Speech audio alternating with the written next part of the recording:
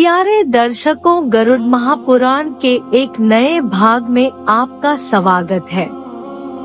प्यारे दर्शकों से बेनती है कि या तो कथा पूरी देखें या ना देखें। अगर आप आदि कथा देखेंगे या बीच में छोड़ेंगे तो आप पाप के भागीदार होंगे। प्यारे दर्शकों, आप सभी का हमारे चैनल में स्वागत है। धर्म से जुड़ी वीडियो देखने के लिए हमारे चैनल को सब्सक्राइब और लाइक करें। धन्यवाद। प्यारे दर्शकों, अगर आपने वीडियो का इससे पहला भाग नहीं देखा तो इस चैनल पर जाकर देखें। धन्यवाद। हम यह दुआ करते हैं कि प्यारे दर्शकों के ऊपर श्री हरि कृपा करे। सभी प्रेम से बोलो श्री हरि श्री हरि श्री हरि। उस जन्म में मनुष्य और पशु पक्षियों की संतुष्टि के लिए मैंने जलाशय नहीं खुदवाया। गौओं की क्षुधा शांति के लिए गोचर भूमि का दान भी मैंने नहीं दिया। आता है शरीर जैसा तुमने किया है उसी के अनुसार अब तुम अपना निस्तार करो। उस सौरपुर में कामरूपधारी इच्छानुसार स्थितिशील एवं गतिशील राजा राज्य करता है। उसका दर्शन मात्र करने से जीव भय से कांप उठता है और अपने अनिष्ट को शंका से ग्रस्त होकर त्रिपक्ष में पुत्रादिक स्वजनों के द्वारा पृथ्वी पर दिए गए जलयुक्त पिंड को खाकर आगे बढ़ता है। वहां से वह आगे बढ़ता हुआ मार्ग में यमदूतों के खड्ग प्रहार से अत्यंत पीड़ित होकर इस प्रकार प्रलाप करता है। न नित्यदानम न गवाहनिकम कृतं पुस्तम च दत्तं न हि वैद्यशास्वयोः पुराण दृष्टो न हि सेवितोऽध्वा शरीर है निस्तर यत् त्वया कृतम्।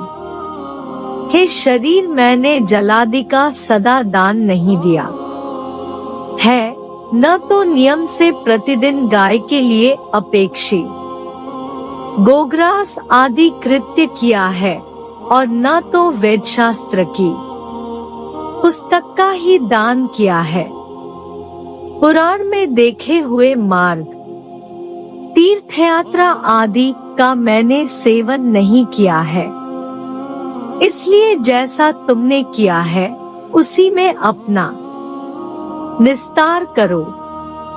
पराधीनम भूत सर्वम मम मूर्ख शिरोमणय महता पुण्ययोगेन मानुषम लब्धवान हम।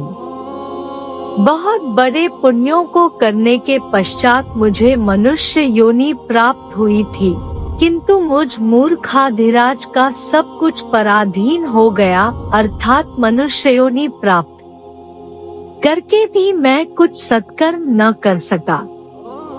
इस प्रकार विलाप करता हुआ जीव तीसरे मास के पूरा होते ही गंधर्वनगर में पहुंच जाता है।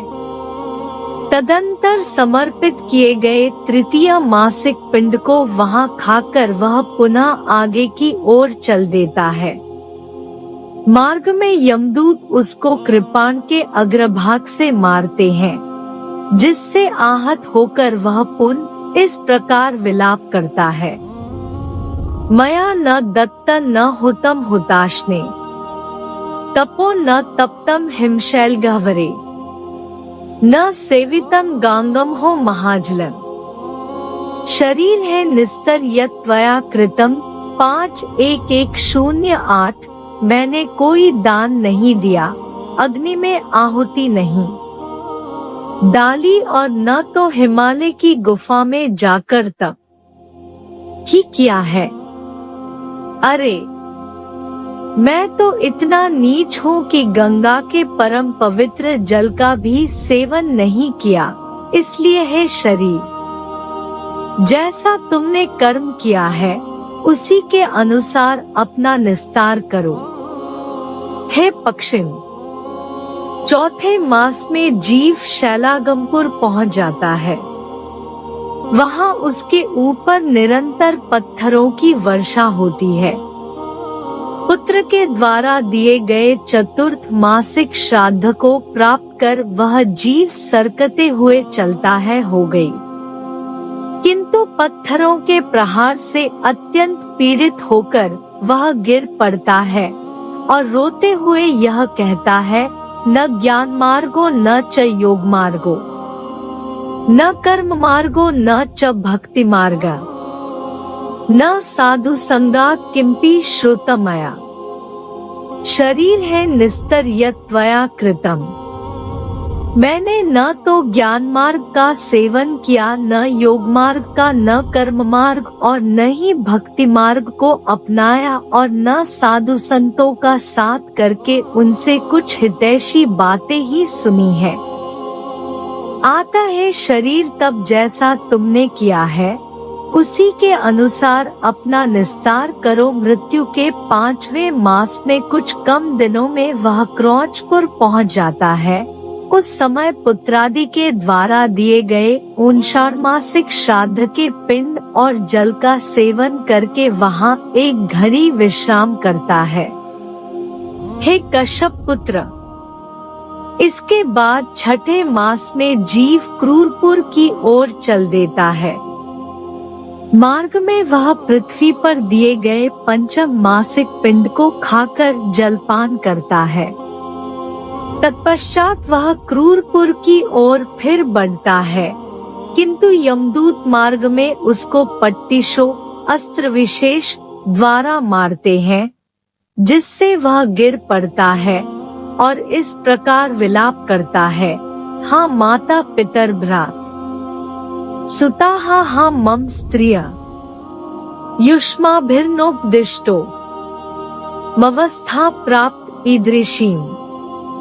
हे मेरे माता पिता और भाई बंधु, हे मेरे पुत्र, हे मेरी स्त्रियों, आप लोगों ने मुझे कोई ऐसा उपदेश नहीं दिया जिससे मैं उन दुष्कृत्यों से बच सकता जिनके कारण मेरी इस प्रकार की अवस्था हो गई। इस प्रकार का विलाप करते हुए उस जीव से यमदूत कहते हैं, अरे मूर्ख, तेरी कहाँ माता है, कहाँ पिता है, कहाँ स्त्री है, कहाँ पुत्र है और कहाँ मित्र है? तू अकेला ही चलते हुए इस मार्ग में अपने द्वारा किए गए दुष्कृत्यों के फल का उपभोग कर।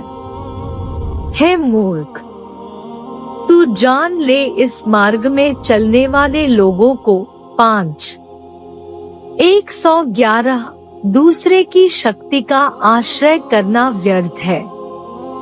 परलोक में जाने के लिए पराये आश्रय की आवश्यकता नहीं होती है। वहाँ स्वकर्मार्जित पुण्य ही साथ देता है।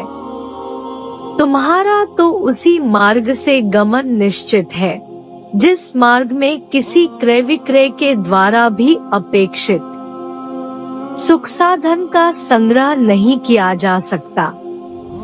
इसके बाद वह जीव विचित्रनगर के लिए चल देता है। रास्ते में यमदूत उसको शूल के प्रहार से आहत कर देते हैं, जिसके कारण वह दुखित होकर इस प्रकार का विलाप करता है, कुत्र यामी नहीं गामी जीविता हा मृतस्य मरणम पुनन्वय। हाय, मैं कहाँ चल रहा हूँ? मैं तो निश्चित ही अब जीवित नहीं रहना चाहता, फिर भी जीवित हूँ। मरे हुए प्राणी की मृत्यु पुनः नहीं होती। इस प्रकार का विलाप करता हुआ वह जीव यातना शरीर को धारण करके विचित्रनगर में जाता है, जहाँ पर विचित्र नाम का राजा राज्य करता है। वहाँ पर वह षाण्मासिक पिंड से अपनी क्षुधा को शांत कर आगे आने वाले नगर की ओर चल देता है। मार्ग में यमदूत भाले से प्रहार करते हैं, जिससे संत्रस्त होकर वह इस प्रकार विलाप करता है। माता भ्राता पिता पुत्रः कोपी में वर्तते न वा, यो मामुद्धरते पापं पतन्तं दुःख सागरे। अगला भाग देखने के लिए चैनल को सब्सक्राइब और लाइक करें। धन्यवाद।